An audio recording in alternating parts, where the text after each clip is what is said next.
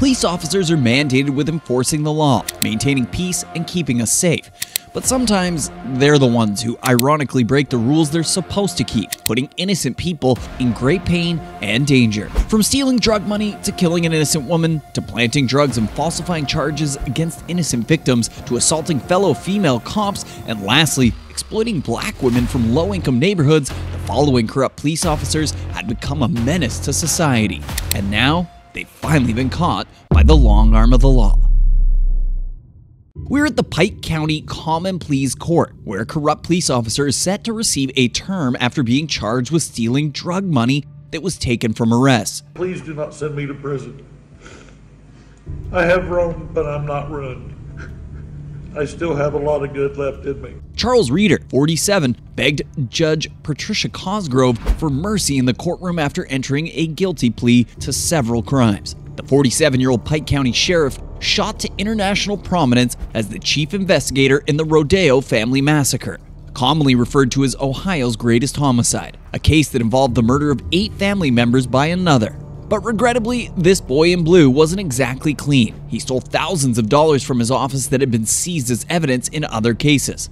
Nemesis soon caught up with him in November of 2018 when an anonymous complaint was filed with the state against him. Reeder was charged with obtaining loans from staff members, organizing the transfers and auction sales of cars that his office had impounded, and tampering with evidence envelopes that contained money from drug arrests, all to support his gambling addiction. His reputation quickly collapsed after that as he was indicted in June of 2019. Reeder appeared in Pike County Common Pleas Court before Judge Cosgrove in 2021 to be sentenced on several counts. But just before he was sentenced, he stood sobbing as he took accountability for his actions.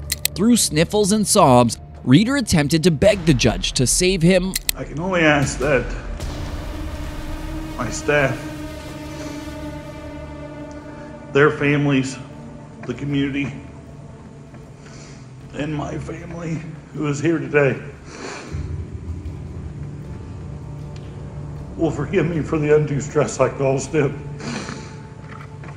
But Judge Patricia Cosgrove remained unmoved. She had a few remarks for him before imposing his sentence, confronting him about his unethical behavior and how it affected the local law enforcement officials. It cannot be underestimated the damage that you have caused to the citizens of Pike County, to law enforcement who every day get up, face the same sort of stresses that you. Charles Reeder was subsequently given a 6-year prison sentence for the felonies. He was found guilty and sentenced to 6 months in county jail. Since the sentences would have run consecutively, Reeder was to serve a 3-year prison sentence in total. Additionally, he was disqualified from holding any Ohio public office.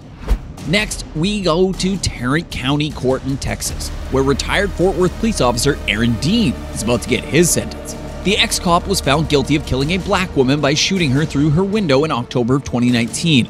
How did he find himself here? Settle in as we investigate this case and see what Dean's sentence would be. On October 12, 2019, at around 2 in the morning, a neighbor reported what he believed to be a burglary at Tatiana Jefferson's home because he saw her front door open. Aaron Dean, 38, and Officer Carol Darr, 28, came to the residence in response. Hearing noises outside her home in the middle of the night startled Jefferson, who had been playing video games with her 8-year-old nephew, Zion. She went to the window and grabbed a gun, but Dean opened fire on her right away, shooting her dead. A grand jury charged Dean on murder charges for Jefferson's death, but during his trial, Dean testified that Jefferson had been aiming the gun straight at him while looking right down the barrel of a gun. Right down the barrel of a gun. And when I saw the barrel of that gun pointed at me, and I fired a single shot from my duty weapon. However, Officer Darr's evidence, who was there at the scene, contradicted Dean's. She claimed that she had her back turned when Dean began to yell out commands for Jefferson to put her hands up. Darr said that as she turned, she heard a gunshot and saw a face with eyes the size of saucers through the window. But she did not see Jefferson with a gun in her hand. She further stated in her testimony that Dean never mentioned that Jefferson was carrying a gun. After deliberating for 13 hours and considering the testimony given in the courtroom, the jury unanimously found Dean guilty of manslaughter. We, the jury, find the defendant Aaron York Dean guilty of the offense of manslaughter, as signed by the presiding juror. The judge gave Jefferson's family members the opportunity to make a victim impact statement just before his sentencing. and it was quite emotional. She did not do anything wrong. She was in her home, which should have been the safest place for her to be, and yet turned out to be the most dangerous. Dean was eventually sentenced to almost 12 years in prison for the shooting death of Tatiana Jefferson. Verdict reads, we the jury, having found the defendant Aaron York Dean guilty beyond a reasonable doubt of the offense of manslaughter, assess his punishment at confinement in the Texas Department of Criminal Justice for 11 years, 10 months, 12 days. They do not assess a fine. He would be eligible for parole after 5.5 years. Zack Wester was a former deputy in North Florida. He was convicted of planting drugs on law-abiding drivers who had committed no crimes. Most of these people were stopped for offenses related to minor traffic violations, but they were later taken to jail on drug-related offenses. In this case, Zack's conduct caused immense suffering to 27 distinct victims. At first, Zack, the son of a well-known lawman, was commended by the community for his ability to make a large number of arrests. The only issue was that most of these arrests were made on completely false charges. Investigators didn't start to suspect anything strange was going on with Zack and his arrests until the summer of 2018.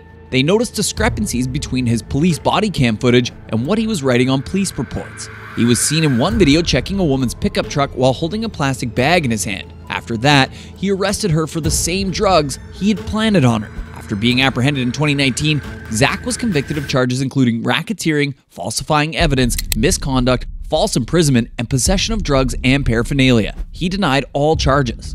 Drugs were there. I did not put the narcotics there. Watch here as Zack plants drugs in an innocent man's car and begins to interview him. You can only imagine how afraid and confused this poor man was. It appears to be an illegal narcotic.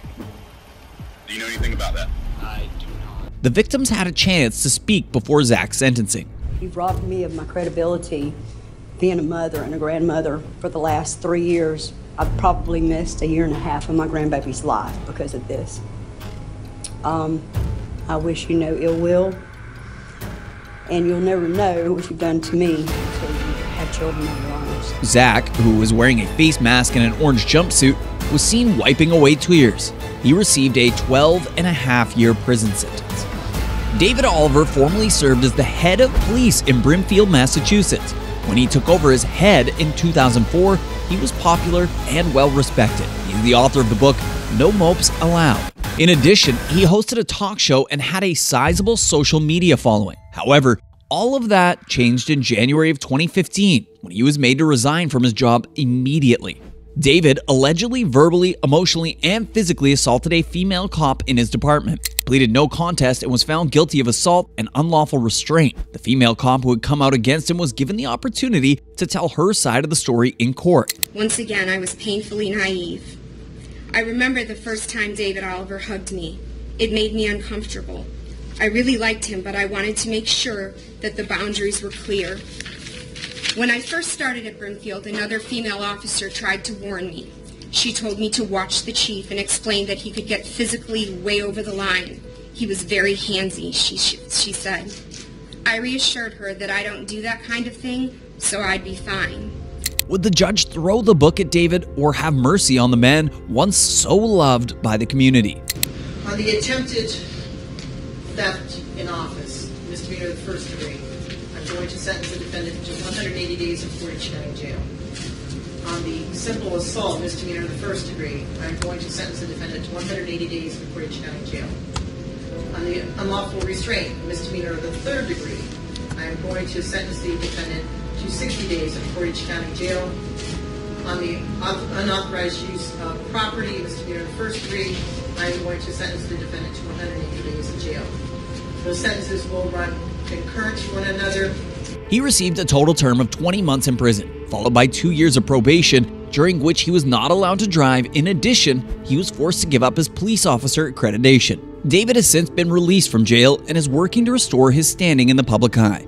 He launched a new company and started publishing content on his popular Facebook page. One time during an interview after his release from jail, he said that he was making an effort to improve himself and that he saw his incarceration as God putting him in a timeout. Daniel Holtzclaw, a police officer with the Oklahoma City Department, exploited his authority to coerce and harm women of African descent between December 2013 and June 2014. He purposely looked for women who were wanted or had a criminal record. Additionally, he would actively search for women from low-income neighborhoods. After he identified his prey, he would sexually abuse them and force them into doing things against their will. His victims included 8 different women, and it wasn't until June 18, 2014 that he would make the mistake that would ultimately cost him his freedom and career.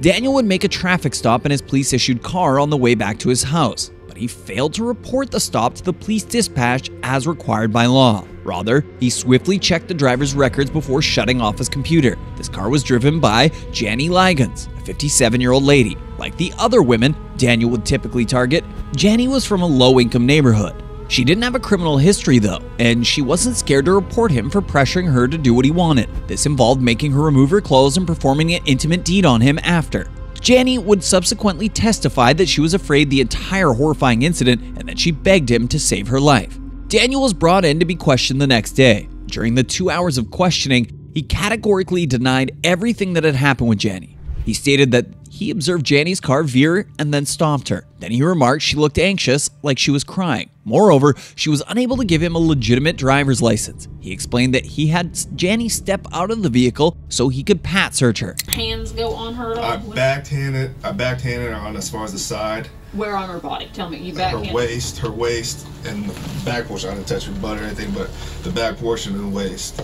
And then she lifted it up like right. The investigator, who had been playing extremely friendly so far, finally broke it to Daniel that Janny had accused him of sexual misconduct. But showing how much experience she had as an investigator, she really has still led Daniel to believe that she believed he had done nothing wrong. He was quickly demoted from the force once the interrogators concluded that he was lying throughout the questioning. Was there anything, an accidental touch, anything? If she thought it when I pat searched her, but it was nothing as far as I felt like I would do anything as far as sex or anything like that.